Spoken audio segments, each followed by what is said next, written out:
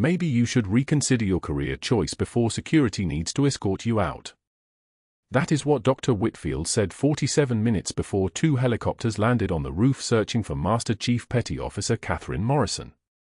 The fluorescent lights of Seattle General hum over Katie Morrison's nursing station, casting harsh shadows across her steady hands as she preps for lines with mechanical precision.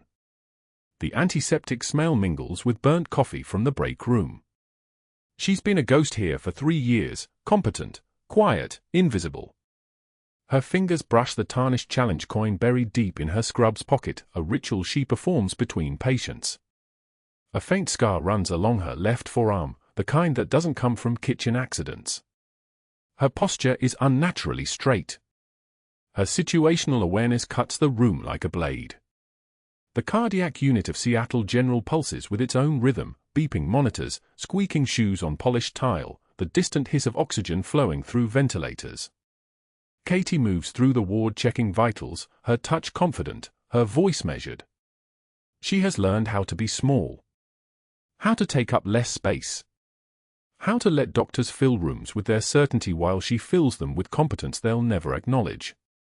3 years of this. 3 years of moving through hallways like water around stones, leaving no ripples, claiming no territory.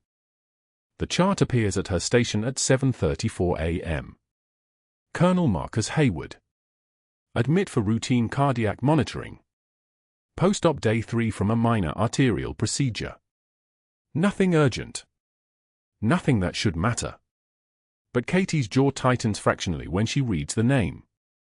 She has seen this man exactly once before, 14 years ago in a briefing room at Naval Station Newport, the commanding officer whose operation sent her son David on his 3rd deployment to Tikrit. The same deployment where David came home with a prosthetic and a 1,000-yard stare. The same tour where Katie's own unit went dark and the Navy delivered a sealed envelope to her at 2 a.m. ordering her to disappear forever, to become someone else, to let Master Chief Petty Officer Catherine Morrison die in the official record. She doesn't let her hands shake. She doesn't let her breath change. She reads the orders, calculates the medications, and makes her way to bed 7. Colonel Hayward is awake when she arrives, a man in his 50s with the bearing of someone accustomed to command, already restless in hospital linens like a hawk in a cage. He nods when she approaches. She nods back. Nothing in her face betrays recognition.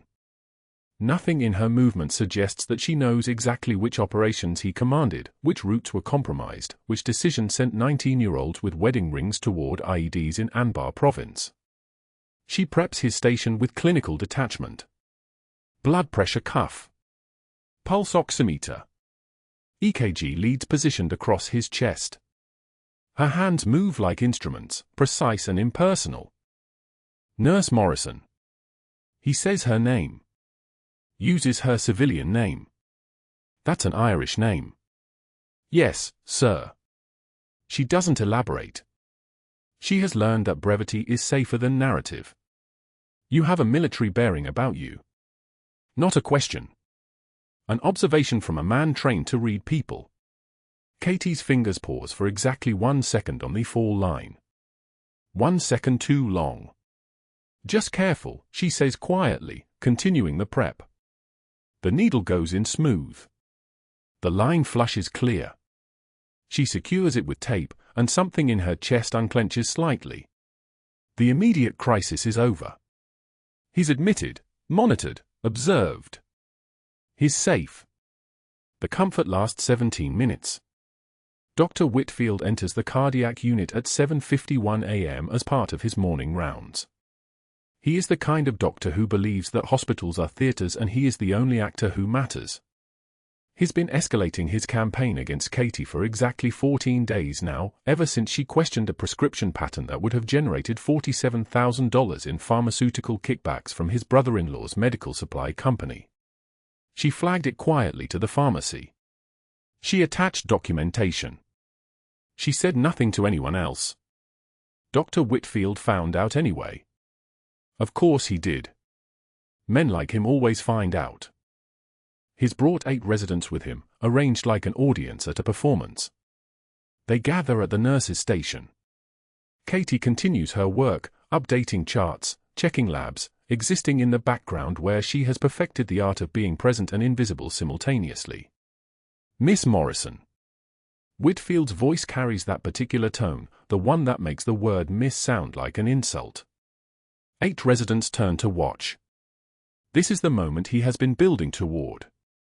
Perhaps you could explain your rationale for the charting on Colonel Hayward's admission assessment. Katie doesn't look up from her documentation. Chart is accurate, Doctor. Is it? Whitfield steps closer, gesturing at her paperwork as though it's something distasteful he's found on his shoe. Because I'm looking at your notes here, and it appears you flagged a cardiac irregularity that I have found to be entirely unremarkable. Would you say it's accurate to second-guess a physician's clinical judgment based on nursing observations? Because I'm wondering if perhaps you've confused your role here. The residents watch. The room has gone quiet the way rooms do when someone is being publicly diminished. Katie's hands continue moving, adjusting lines, checking monitors, existing. She doesn't defend herself. Defending herself would require surfacing, and the Navy was very clear 13 years ago about what happens if Master Chief Petty Officer Catherine Morrison resurfaces. The EKG shows normal sinus rhythm, Katie says quietly. I documented what I observed. Normal sinus rhythm. Whitfield repeats this as though she's just said something idiotic. He turns to his residents, and his smile is the smile of a man who has found an audience willing to laugh at someone smaller than himself. This is precisely why we must be cautious about placing too much weight on nursing assessments. Nursing observations have their place, of course. But clinical judgment, the kind that comes from years of medical training, that is something different entirely. That is expertise. And expertise cannot be replaced by someone with a 2-year degree reading a monitor screen. One of the residents shifts uncomfortably. Another actually smiles. The hierarchy is being re-established. The natural order confirmed. Katie finishes prepping Colonel Hayward's chart and moves to the next station. She doesn't argue. She doesn't explain. She doesn't tell Dr. Whitfield that the irregular rhythm she documented has already resolved, which means her observation was not only accurate but clinically useful. She doesn't mention her master's degree in emergency medicine, the certification she earned in a different lifetime, the 3 years she spent as an independent operator making medical decisions in field conditions where failure meant death. She simply moves to the next bed, the next patient, the next moment of invisible competence. But that wasn't the worst part. That wasn't even the beginning of what was about to unfold. Whitfield finds her at the vending machine at 8:38 a.m. The hallway is empty except for the distant sound of an intercom paging a cardiologist. She's reached for coffee, something to replace the burnt cup from the break room, when his shadow falls across the machine. You know, he says, his voice dropping into something more intimate than public mockery, more threatening because of its quietness. I've been patient. I've given you every opportunity to recognize that you're overstepping. That you don't belong in a level 1 cardiac unit. That perhaps your talents might be better suited to something more appropriate. Pediatrics, maybe. Or urgent care. Somewhere less demanding. Katie's hand pauses on the dollar bill she's feeding into the machine. She doesn't turn around. Her breath remains steady. Her heart rate, even now, is probably 72. Maybe 73. Stress hormones are useful information, not enemies to be resisted. But you keep working here, Whitfield continues, stepping closer. Close enough that she can smell his cologne, something expensive and aggressively dominant. Keep inserting yourself into situations where your judgment is questioned. Keep making my job harder by suggesting that my clinical decisions should be second-guessed. So I want to be very clear about what comes next. If you continue to flagrantly disregard the chain of command in this department, if you continue to undermine physician authority, security will have to escort you from the building. Are we understood? It isn't a request. It's a threat wearing the clothes of a clarification. Katie's fingers steady on the vending machine button. The machine hums and whirs, and her coffee falls into the slot below. She retrieves it with movements that show no tremor, no fear, no internal riot. Her composure is a shield, and she has been perfecting it for 13 years. "Understood, Doctor," she says quietly, turning to face him. Her eyes meet his for exactly 1 second, long enough to acknowledge the hierarchy, short enough to avoid defiance. "It won't happen again." Whitfield's expression suggests he doesn't quite believe her, but he nods anyway, accepting the submission he thinks he's seeing. He leaves her in the hallway with her coffee growing cold between her hands. The intercom calls for another cardiologist. A monitor beeps somewhere behind closed doors. The hospital continues its endless rhythm, indifferent to the small violence that has just occurred in a hallway near the vending machine. Katie does not go to the break room. She does not sit down. Instead, at 8:41 a.m., she lets herself into the supply closet on the 3rd floor, a small room filled with boxes of trauma shears, sterile gauze, and the detritus of a hospital's endless need for supplies. She closes the door behind her and stands in the darkness for exactly 90 seconds. Her eyes closed. Her breathing controlled. Her hand wrapped around the challenge coin she keeps buried deeper than her other secrets. The coin is tarnished silver, stamped with the insignia of Special Forces Command, scratched and dented from 14 years of being carried in pockets, in gear, as the only physical proof that Catherine Morrison was ever anything other than what she is now. The relief of being unseen lasts 90 seconds. Then she opens her eyes, returns the coin to its hiding place, and walks back into the light where she belongs. She walked back into the light, back into the fluorescent hum of Seattle General's 3rd floor, where the monitors beeped their steady rhythm and nobody looked twice at a nurse passing through their line of sight. That was the gift of invisibility. It worked both ways. The paperwork arrived 3 days later, clipped to her locker door in a manila envelope stamped with the hospital's logo. Katie stared at it without opening it, already knowing what her eyes would find inside. She'd seen this play before, watched Whitfield build his castles out of documentation, each brick a small lie that added up to something that looked, on paper, like incompetence. She opened it anyway. The write-up was dated 2 weeks prior, the incident report meticulous. Medication error. Patient in bed 9, 3 mg morphine ordered, 5 mg allegedly administered. Her signature was on the chart. Except it wasn't her handwriting, not really, close enough that nobody looking casually would notice the slight difference in the loop of her M, the way the tail of her signature didn't quite match the 300 others she'd signed this month. Katie read through the clinical notes with the dispassionate eye of someone who had read actual incident reports, the kind filed after operations went dark. Whitfield had been thorough. He'd waited until the patient was stable, until there was no way to prove the medication error had caused harm, which made it perfect. Uncontestable. Indefensible.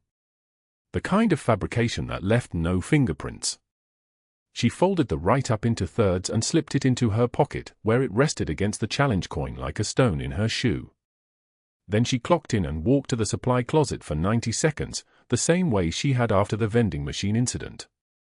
Eyes closed. Controlled breathing. The kind of composure that came from having already survived the worst. The next write-up appeared 4 days later. Same format. Different patient. This time it was a missed medication administration on a post-op cardiac patient in bed 12, a medication Katie had absolutely given, at the correct time, documented in triplicate. Whitfield had backdated it to a shift she hadn't even worked, a detail so sloppy it might have been funny if the implications weren't so precise. He was building a pattern. Not one error, but a series. Not negligence, but a trend toward clinical incompetence. By the following Tuesday, there were 3 write-ups in her file. Each one technically disputable. Each one impossible to dispute without pulling the security footage that would show her doing her job correctly, security footage that would also show her moving with the kind of precise, economical efficiency that belonged to someone with military training. The kind of movement that didn't match the backstory she'd been issued 13 years ago, when the Navy had erased Catherine Morrison from every database except the ones locked behind classified firewalls. Katie sat in the break room that afternoon, coffee cooling in front of her, watching Whitfield through the glass partition of his office. He was on the phone, laughing about something, his hand gesturing expansively. He looked relaxed. Confident. Like a man who understood the architecture of institutions well enough to build whatever he wanted inside them. The challenge coin pressed against her ribs like a second heartbeat. She could fight this. She had options.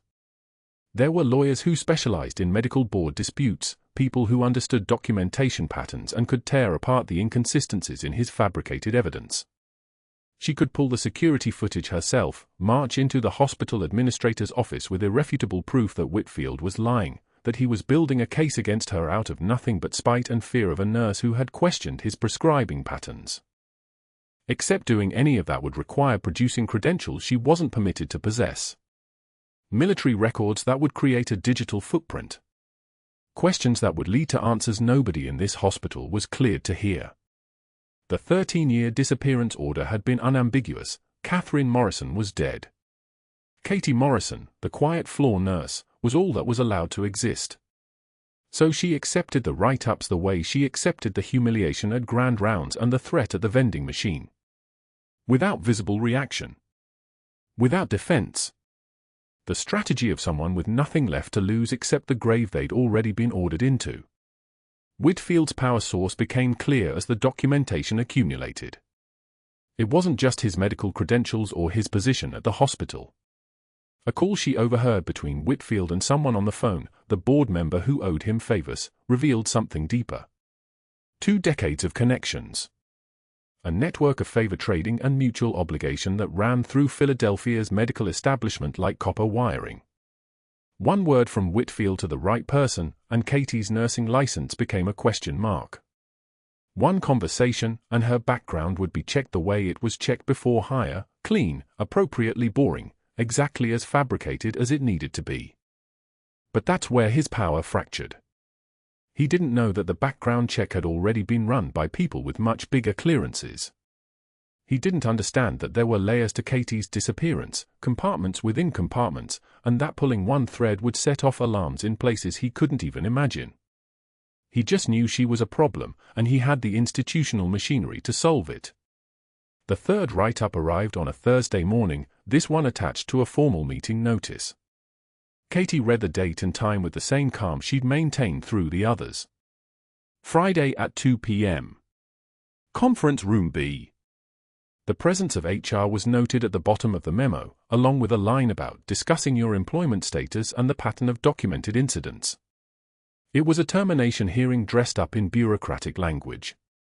Katie spent that night sitting at her kitchen table with the challenge coin in front of her, running her thumb across the raised seal. Master Chief Petty Officer Catherine Morrison, U.S. Navy Special Forces. 13 years she'd been hiding from that identity.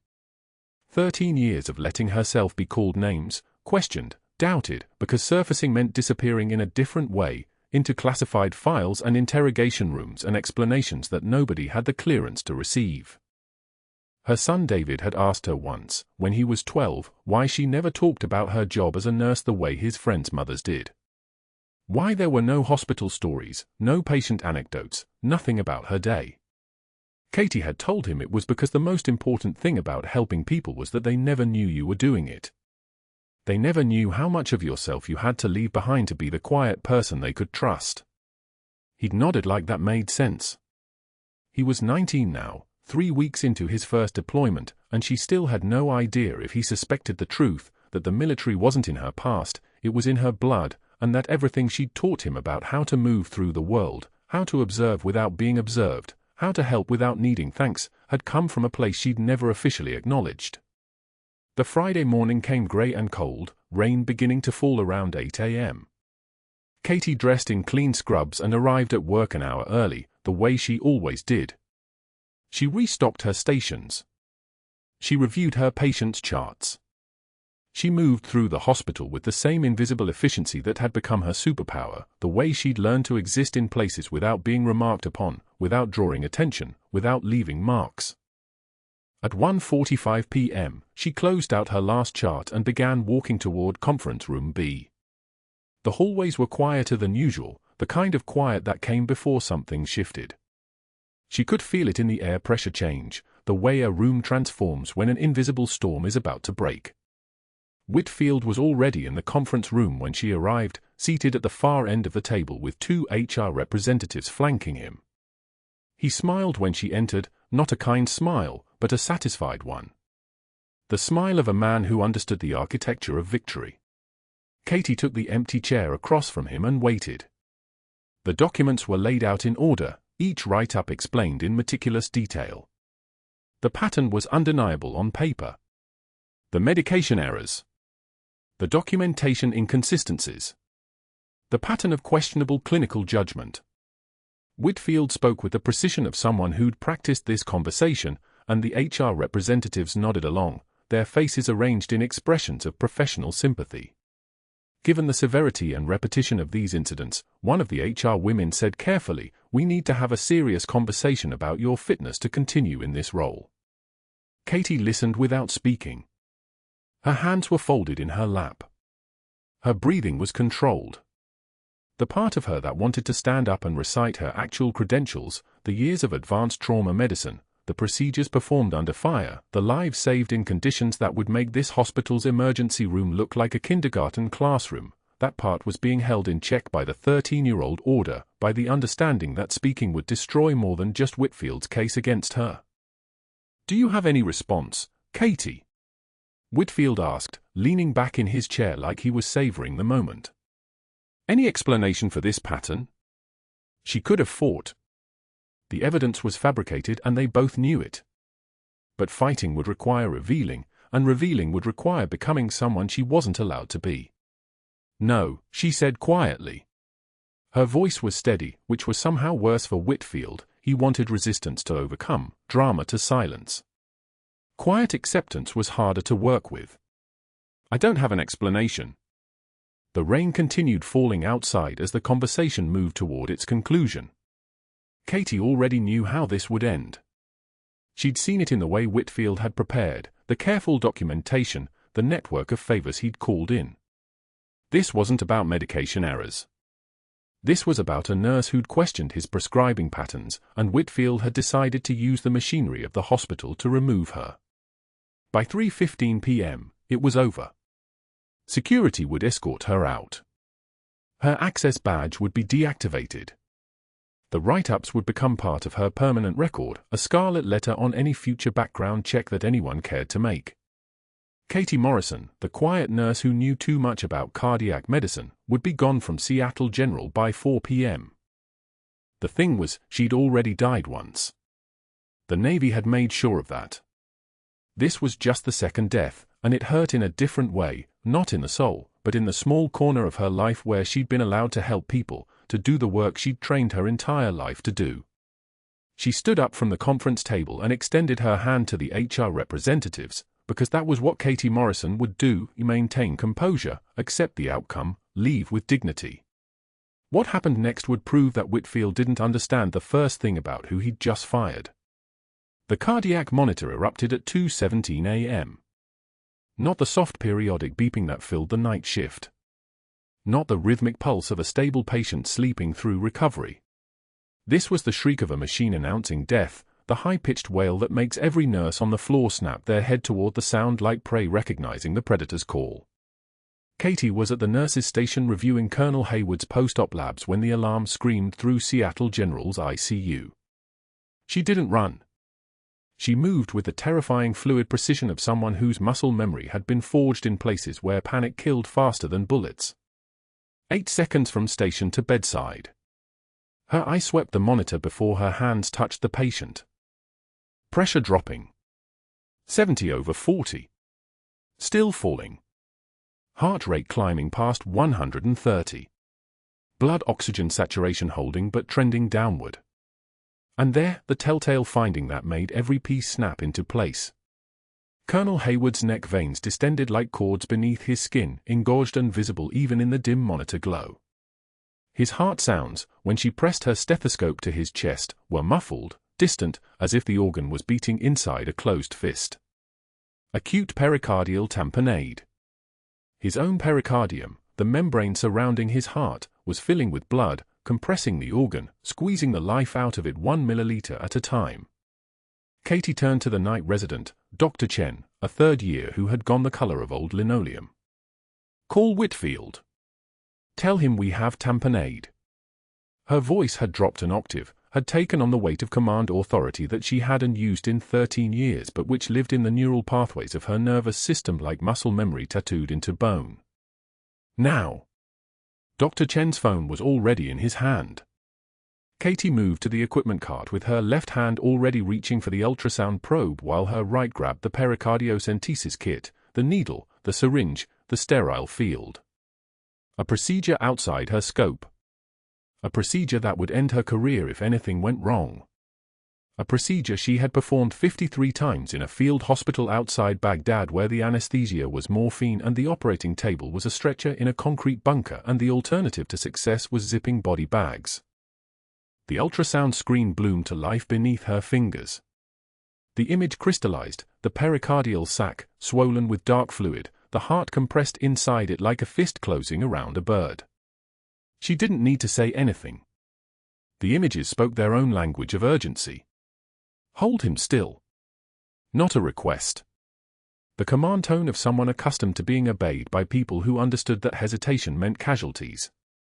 Dr. Chen's trembling hands moved to steady the colonel's torso, and Katie felt the shift in the dynamic. The resident had just handed over his authority without a word because something in her voice made it clear that this wasn't negotiation. This was triage. This was survival. Katie's hands moved. The needle angled beneath the xiphoid process at precisely 20 degrees, the angle that cleared the liver, that avoided the internal mammary artery, that let the needle slip between the ribs and into the pericardial space like a key finding its lock. Muscle memory. Training. 1,000 repetitions compressed into a motion so smooth it looked effortless. The hiss of air as the needle penetrated the membrane. Dark blood filled the syringe. 60 milliliters. The pressure releases immediately, the tamponade decompressing, and Katie watched Colonel Hayward's blood pressure climb almost in real time on the monitor. 80/50. 90/60. His oxygen saturation crawling upward. 115. 118. 122. The color returning to his face like someone pulling the dimmer switch upward in slow increments. Sinus rhythm, Dr. Chen whispered, watching the monitor stabilize into the regular marching pattern of a heart that could beat without crushing itself. Katie withdrew the needle and pressed a sterile dressing over the entry point. Get a chest X-ray. Post-op echo when cardiothoracics in the building. Watch his pressures.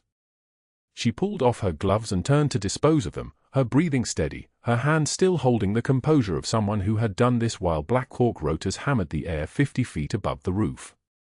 Dr. Chen stood there holding the colonel's shoulder, watching Katie with an expression that looked something like awe. Colonel Hayward's eyes opened. His voice came out ragged. What happened? Your heart was drowning, Katie said quietly. Not anymore. Dr. Whitfield arrived 19 minutes later, moving through the ICU doors with the velocity of someone who had received an emergency call at home and driven like the rules of the road were suggestions.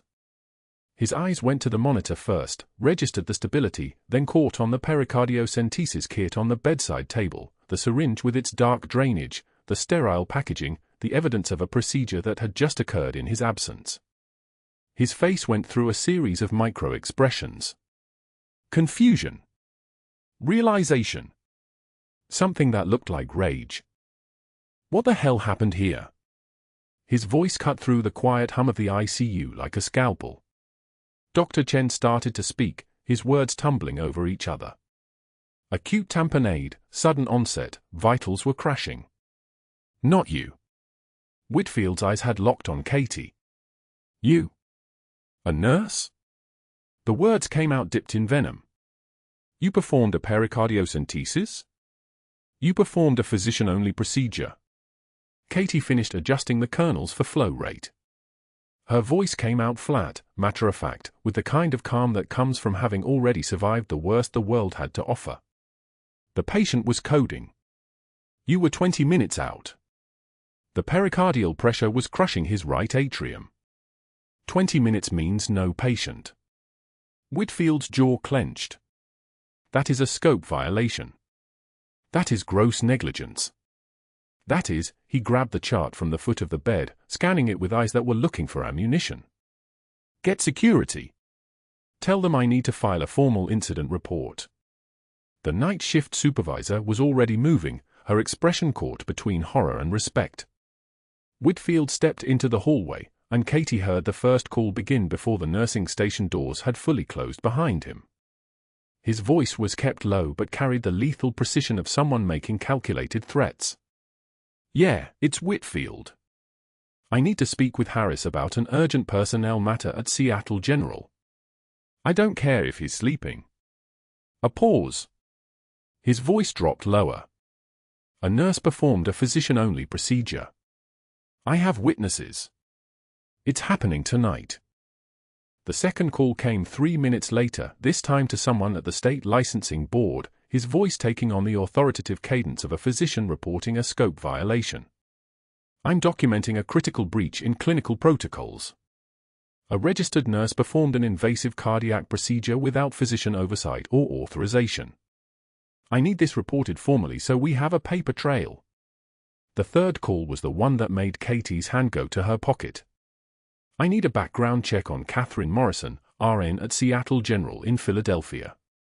Specifically, I need any employment gaps, any military history, anything that might explain why she just performed a procedure she has no business knowing how to do. And I need it fast. Katie stood at the nurse's station completing her charting with mechanical precision, her handwriting perfect, her vital sign documentation flawless, everything precisely by the book. But her left hand had curled around the challenge coin in her scrub pocket, the tarnished metal worn smooth by 13 years of her thumb worrying across its surface in moments exactly like this one. The coin was the size of a quarter, minted from aircraft wreckage and shrapnel collected after the Tikrit operation went black, stamped with a call sign that hadn't been spoken aloud in 13 years, Phantom. Every Navy SEAL who had served under her at JSOC Task Force 121 carried one.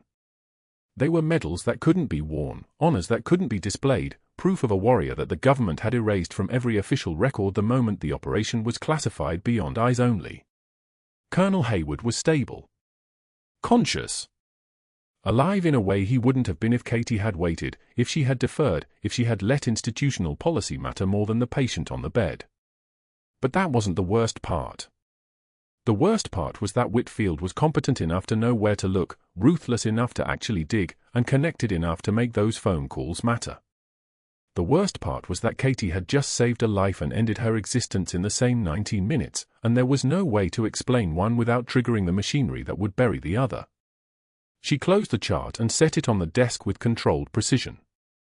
Around her, the ICU hummed with the sound of ventilators and monitors and the quiet footsteps of the night shift nurses moving through their rounds. Katie Morrison walked to the supply closet, the same supply closet where she had sat for 90 seconds with her eyes closed just 3 days ago, and this time she didn't close the door. She didn't cry. She didn't tremble. She stood in the darkness, her fingers wrapped around the challenge coin, and she waited for the phone calls to do their work. By the time Dr. Whitfield arrived at 2:37 a.m., Colonel Hayward was already stable.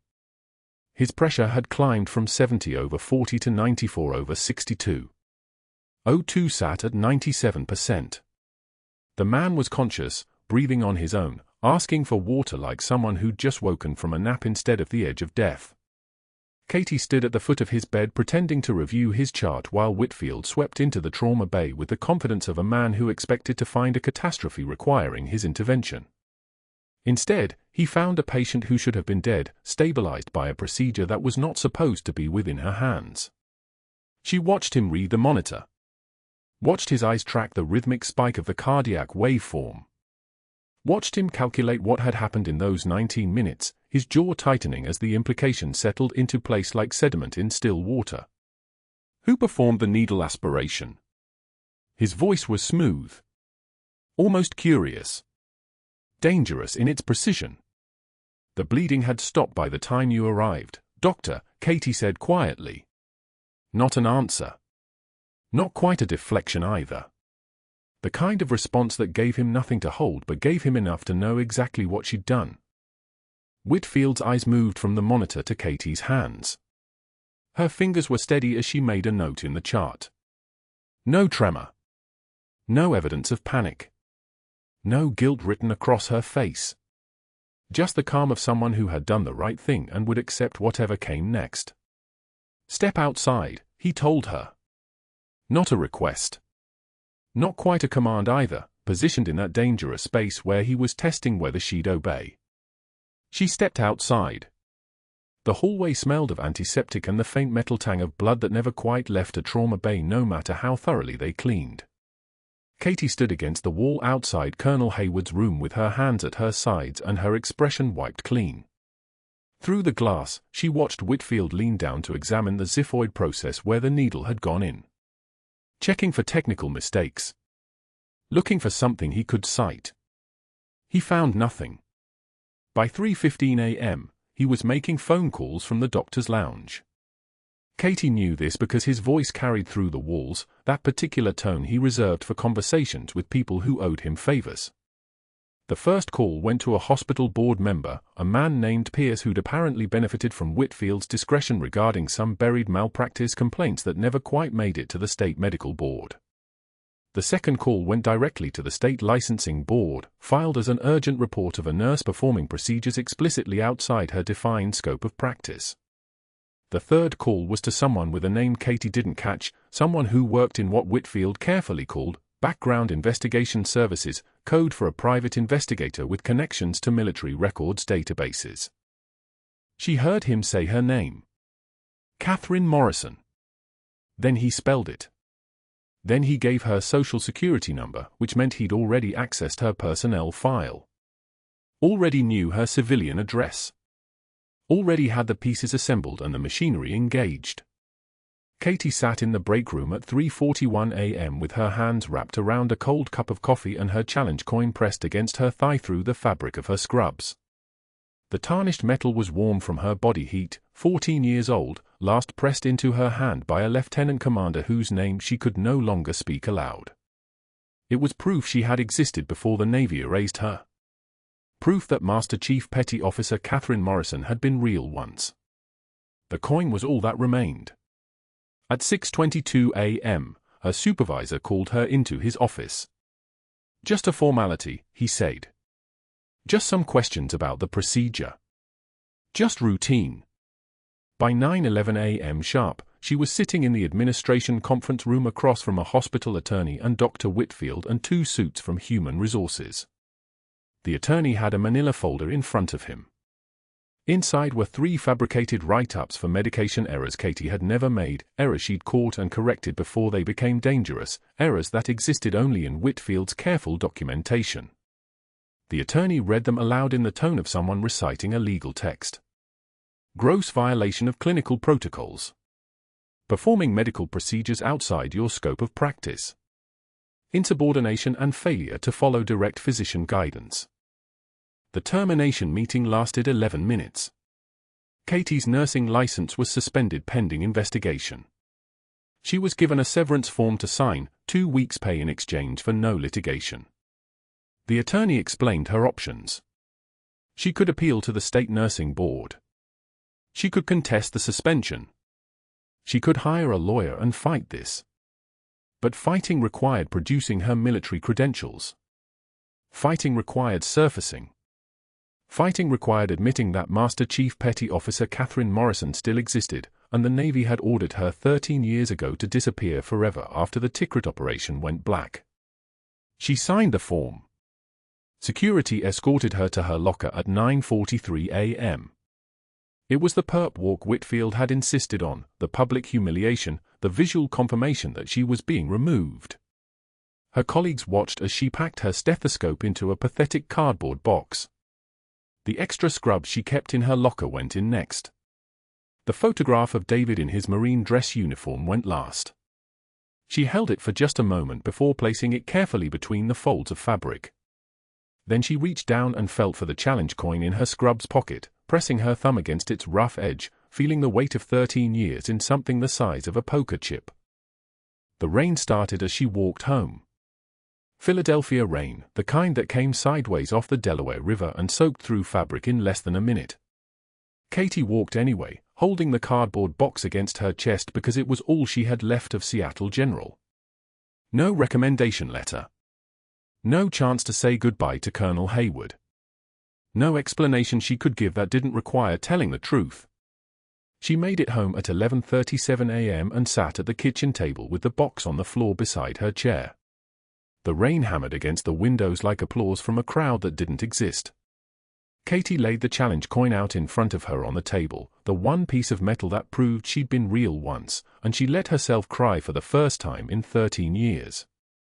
Not quiet tears. Not dignified tears. The kind of tears that came from somewhere so deep it felt like drowning, that shook her shoulders and made her breathing uneven and turned her vision into watercolor. The kind of tears that came from understanding that she'd saved a man's life and been destroyed for it. That she'd done the right thing and lost everything. That the ghost she'd built had finally been exposed and burned away, leaving nothing behind but a broken nurse and a coin. David found her there at 1:52 p.m. when he came home early from his shift at the fire station. He saw her immediately, his mother at the kitchen table, tears streaming down her face, shoulders curved inward like she was trying to fold herself small enough to disappear. He'd never seen her cry. Not once in his entire life. Not when his father left. Not when the Navy came to the house with the notification that his unit was being deployed. Not when she worked double shifts to keep the house or when the bills came.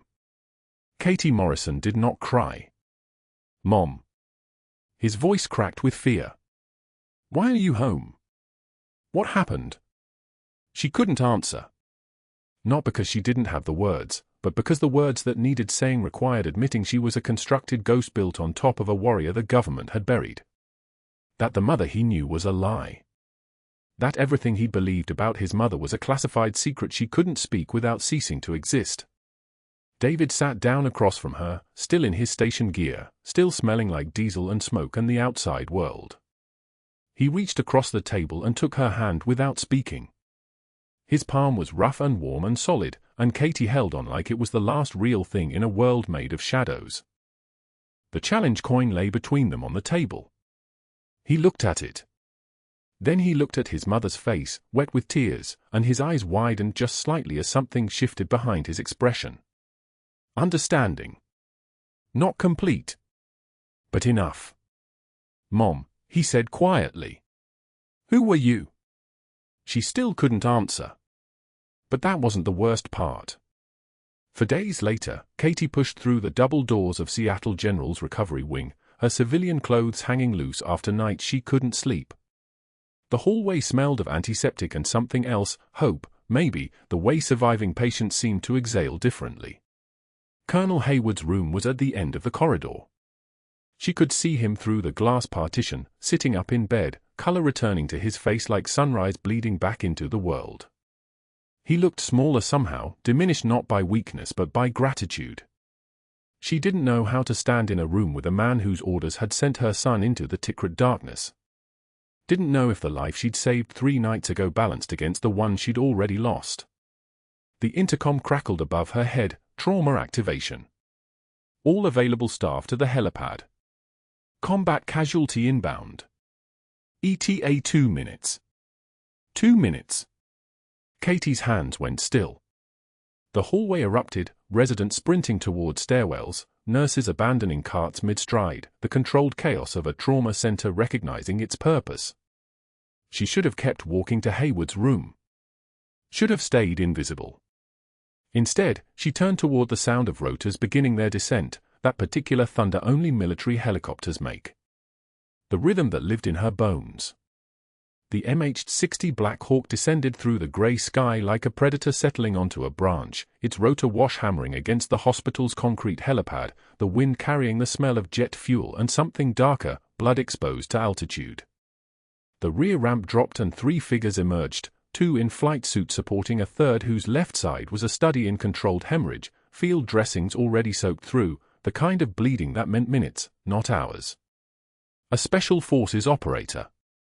Katie could tell by the way he moved despite catastrophic blood loss, muscle memory and training overriding the body's screaming need to stop, to surrender, to die.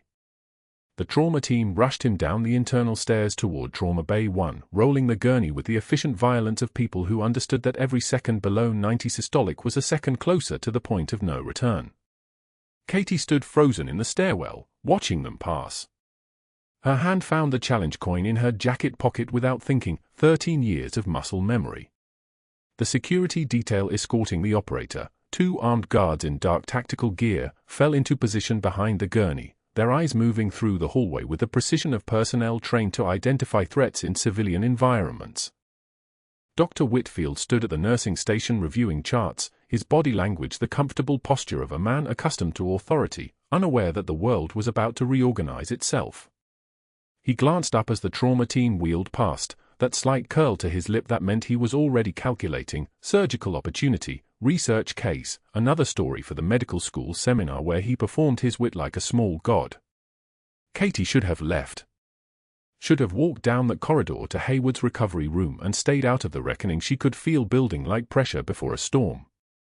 But some part of her, the part that had spent 13 years underwater in classrooms and on rooftops learning how to think and move like machinery, remained motionless in the stairwell, watching. The operator's eyes opened as they wheeled him past the hallway junction. The kind of eyes that had seen things that broke most people. They moved across the faces around him with the precision of a weapon system acquiring targets. Then they landed on Katie standing 30 feet away in her civilian clothes, unnoticed by the trauma team, invisible as she'd trained herself to be. His pupils dilated, not pain, recognition. His hand, the one that didn't belong to a shattered shoulder, shot out and gripped the gurney rail with the grip strength of someone running on pure adrenaline and muscle memory. His voice came out ragged, cut by blood in his throat, but clear enough: Phantom. The word hung in the stairwell like a detonation. Phantom. She's. One of the armed escorts moved instinctively toward the gurney, responding to the operator's movement, and his radio crackled. The second guard, older, understood. His radio transmission was immediate and clipped: Master Chief Petty Officer on deck. Just those 5 words. Just confirmation. The trauma team didn't stop rolling, but Katie saw the moment their hands went tighter on the gurney. Saw the way the residents' eyes flicked toward the security detail. The hallway was no longer just a hallway. It was a coordinate on a classified map. The older guard stepped directly in front of Katie, but not with threat, with reverence. His posture changed, recalibrated into the formal geometry of military deference. Master Chief. Not a question. A greeting. An acknowledgement that the civilian woman in the borrowed clothes was something far different than she appeared. A Marine general emerged from the trauma bay entrance 30 seconds later, his dress blues sharp as a knife edge, his face the color of someone receiving confirmation of something he'd suspected for years. His eyes found Katie in 3 seconds. He crossed the stairwell, his movements carrying the weight of command authority, and his voice was the kind that stopped conversations in operating rooms. Pull her classified record from the archive. Full service file. Now. He wasn't asking. He wasn't requesting. It wasn't a request. It was a command. The nurses at the station exchanged glances, the kind that meant they were witnessing something that existed outside normal hospital protocol, outside civilian authority, outside the ordinary structures that governed Seattle General's day-to-day operations. Within 6 minutes, the general had the file in his hands, and he stood in the hallway reading aloud with the deliberate pace of a man ensuring every word registered not just with Katie but with every person in earshot. Bronze Star. Combat Rescue, Helmand Province. He paused. Let that land. Silver Star. Direct Action Raid, 3 operators extracted under fire. Another pause. The stairwell seemed to compress, air growing thicker. Navy Cross. Pericardiocentesis under enemy fire, 3-second window, saved the life of a Marine colonel whose blood pressure was already flatlined. He closed the folder slowly, his eyes meeting Katie's, and in that meeting, 13 years of disappearance collapsed into a single moment of recognition. Welcome home, Master Chief. Dr. Whitfield's face had gone from its natural color to something resembling milk, then advancing toward a shade of red that suggested either fury or the beginning of a stroke. His hand gripped the edge of the nursing station. The general didn't even look at him. That was the real power, not the acknowledgement of Katie, but the absolute disregard for a man who had spent 2 weeks building a case against her. A case that now looked like sandcastles before a tide. Colonel Hayward stood in his doorway 3 minutes later, still in hospital gown, his incision visible beneath the fabric, his hand pressed against his ribs where Katie's needle had gone in and changed the trajectory of his survival. His voice was steady, the voice of command even weakened by blood loss and medications. That woman performed the procedure that saved my life. The exact procedure that kept me breathing long enough for dust-off after the convoy was ambushed in Tikrit. He paused, swallowed against the pain of speaking. Her son David is alive because she taught him the combat medicine that saved his fire team's medic last month. She taught him that in the kitchen of a Philadelphia house where nobody knew who she really was. The room went silent in the way that only silence goes after truth lands, the fluorescent lights humming their electric dirge, the distant beeping of monitors from other recovery rooms, the sound of a world reorganizing itself based on information it wasn't prepared to process. Hospital administration entered through the rear stairwell exit carrying laptops, documents stacked with the weight of evidence. A woman Katie didn't recognize, state licensing board representative, stood beside a man in a suit that cost more than Katie's car. The suit belonged to the board member who owed Whitfield favors, who had been counted as an ally, a card to be played. He looked at the evidence spread across the laptop screen and suddenly needed to be somewhere else.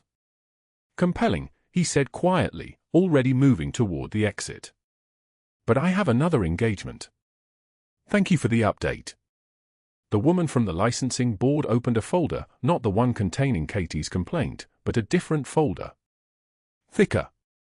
Institutional. Dr. Whitfield, she said, her voice carrying the formal precision of someone reading charges. We've received reports of suspicious prescription patterns across a 2-year interval.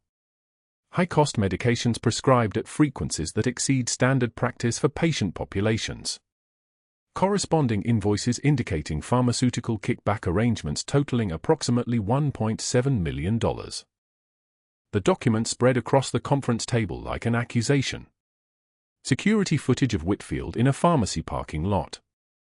Wire transfer records showing deposits into accounts registered to shell companies.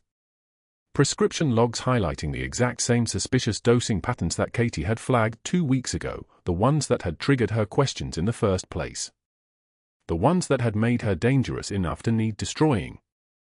The investigator Whitfield had hired to excavate Katie's classified background had instead found something far more damaging, his own financial trail, exposed through the same methodical examination that was supposed to bury her.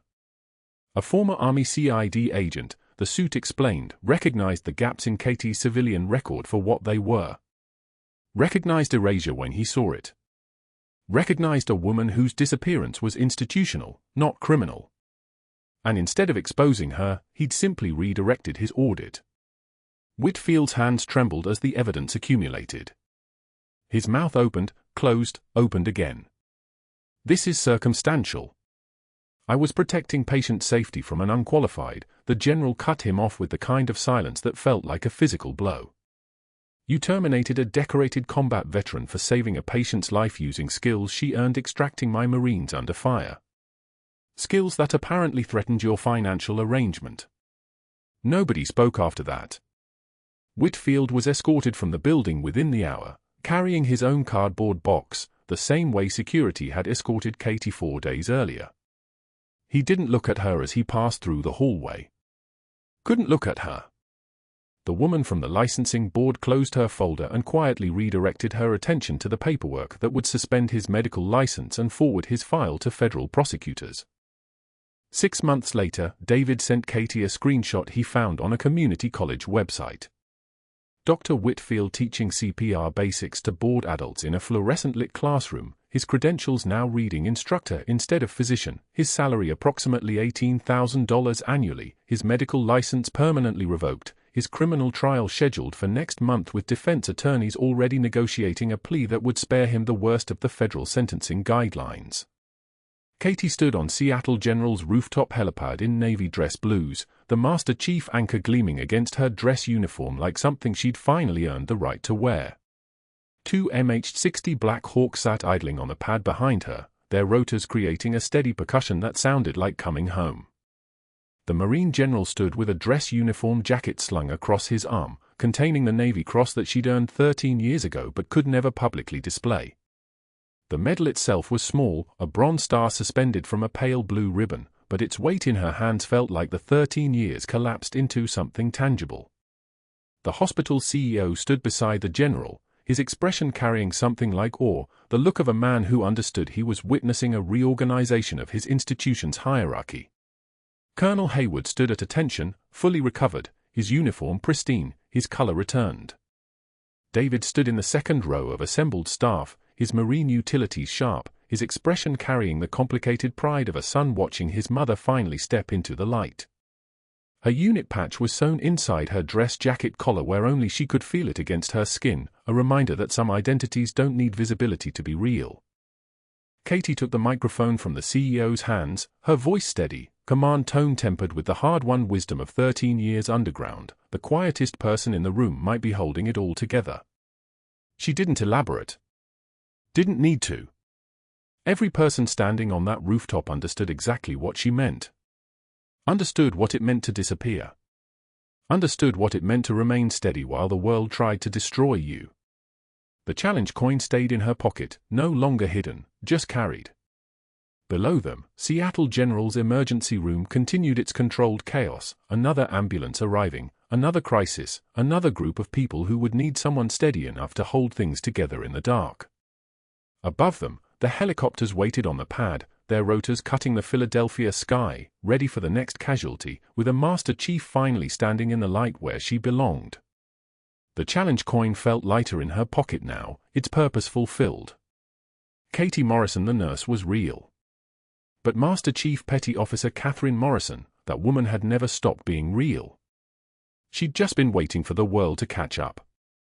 If this story hits you, if you've ever been underestimated, ever had your strength questioned by someone who couldn't see past the surface, hit that subscribe button and let us know in the comments, have you ever judged someone only to find out you were dead wrong? What would you have done in Katie's position?